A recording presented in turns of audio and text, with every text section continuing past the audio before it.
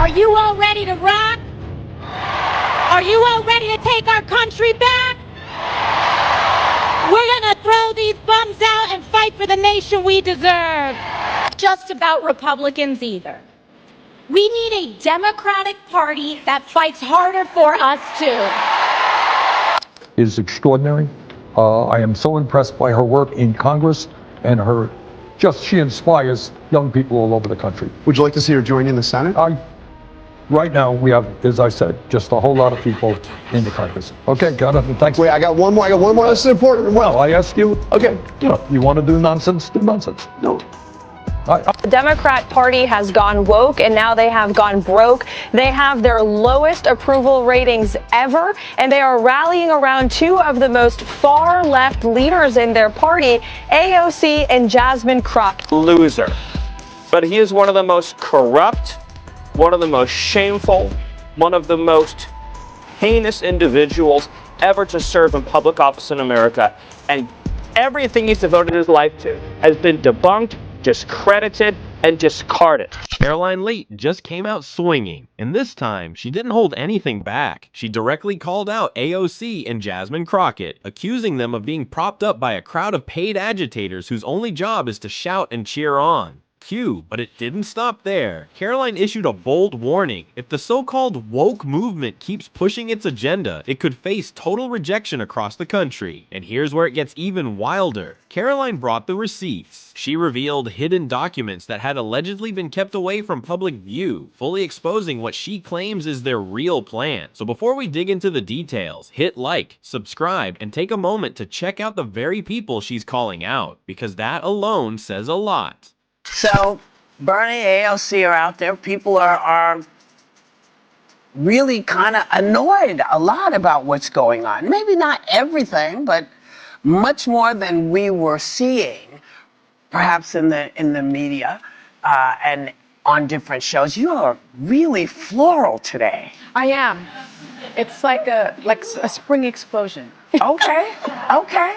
It took me by surprise, I must say. It's garden chic. I see. When I found out yesterday. No, but people are not, they don't seem to be wanting to continue to take this. Are you getting that feeling that people are starting to get? Absolutely. And I've noticed it a lot, like in the last month, in the last 6 weeks. I think that when Trump first won, there was a lot of uncertainty. Now people understand, you were always making this point, what they are fighting. And people are thirsty, desperate to hear somebody that gives them fire, that leads them into this fight, that channels their anger and their frustration. They want to hear from those people. That's why Bernie Sanders and AOC are getting 34,000 people to show up to a rally in Denver. Just watching these two is enough to make you realize that something shady is going on behind the scenes. It's obvious the Democrats are running a hidden agenda, and honestly, it's just sad. Let's be real. The main reason a lot of people leaned toward the Democrats wasn't because they had better policies or stronger leadership. It was simply because they hated Trump. That's it. And who stoked that hate? They did. They spent years conditioning people to despise Trump, distracting everyone from the actual results he delivered. Now seriously, take a step back. How does anyone look at these two and think, yeah, that's leadership? It makes zero sense. What are you doing to help somebody with the anxiety they're facing on a random Tuesday morning? And every anxiety they're facing on a random Tuesday morning has to do with the cost of living, whether it's putting gas in their car, feeding their kids, childcare, the affordability of housing. And I think this is a really good exercise for the progressive base to get excited, to want to fight back. But you're going to need more than fight the oligarchy going after Trump and Elon Musk. Democrats, I would suggest, should do their own Project 2025. That's not platitudes. That's these are the ways we're going to bring down the cost of living, and talk about that every single day to voters. And that's how you make yourself competitive. Because just one stat, I've used this a couple of times, but I find it fascinating. If the current trends of people leaving blue states hold, by the 2030 census, the shift in the electoral college will be so far to the right that even if a Democratic candidate won Michigan, Wisconsin, and Pennsylvania, every state that Kamala Harris won, they would still lose. There's a reason people are leaving blue states, and it's not because they don't like the social issues. They want LGBTQ rights, they want those things, but they want a cost of living and affordable lifestyle.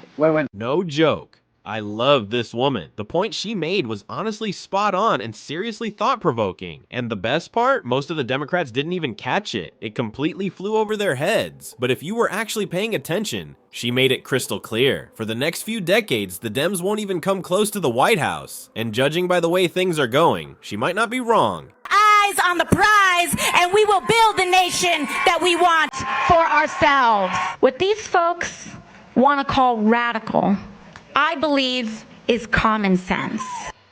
MAGA heads are almost excited, as excited about this prospect of her being anointed as the chosen one as the pro-Hamas protesters are. So are they really throwing out their old establishment?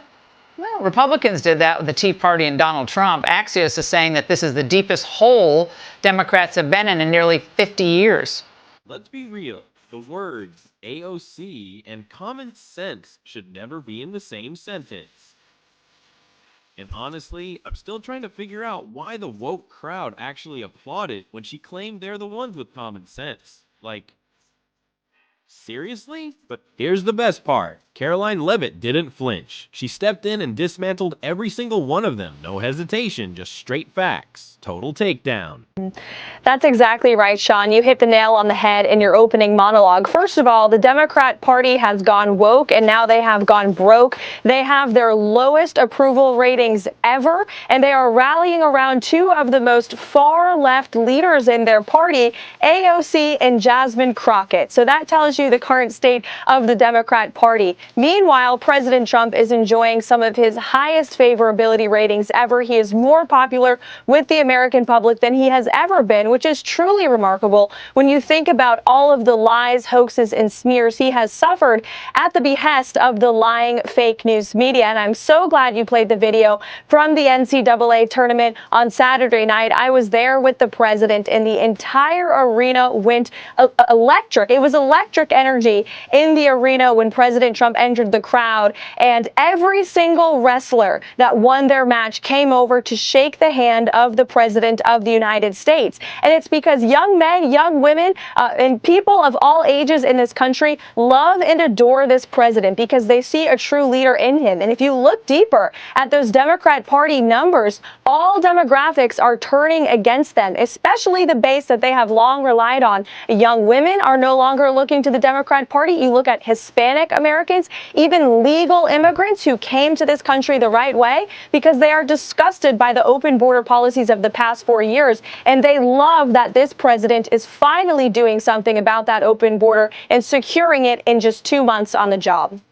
What I love about Karoline Leavitt is that she's the complete opposite of those angry, loud, woke journalists who just shout nonsense all day. She stays calm, collected, and confident, smiling while she takes them down one by one without even breaking a sweat. And the best part, everyone in the room knows it. Just look at the folks in the white coats or behind the scenes. Watching the woke crowd with that, "Are they serious?" look absolutely priceless. Adam Schiff and Chuck Schumer, because they're talking a big game, not to mention fire marshal.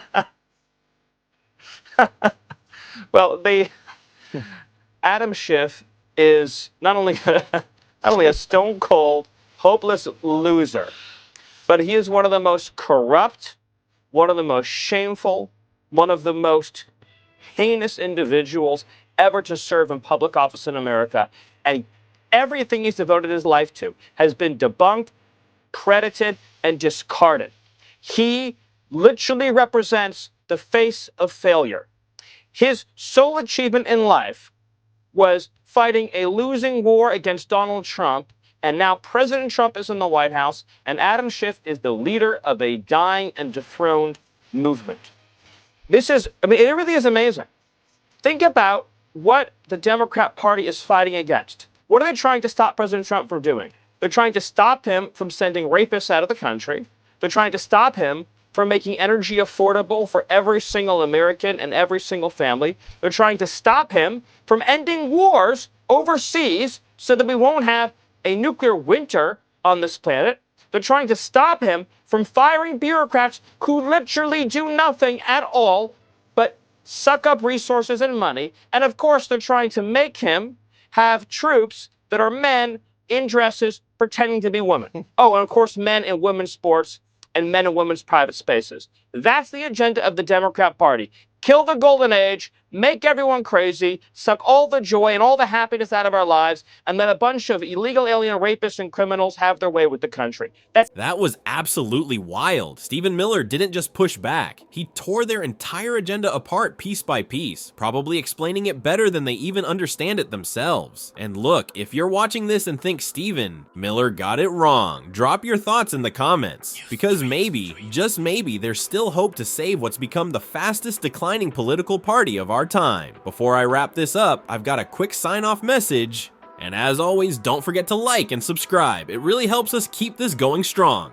Absolutely not. I will repeat myself again gladly so your audience clearly understands that President Trump has promised to protect those critical programs for you and for your family and for all of the law-abiding, hard-working, tax-paying citizens of this country who have paid into these entitlement programs. And he is fixing them to secure them for future generations. We are no longer going to tolerate waste, fraud, and abuse across our federal government. And we're also not going to tolerate illegal immigrants who broke our nation's laws to rip off of these entitlement programs as well. No more.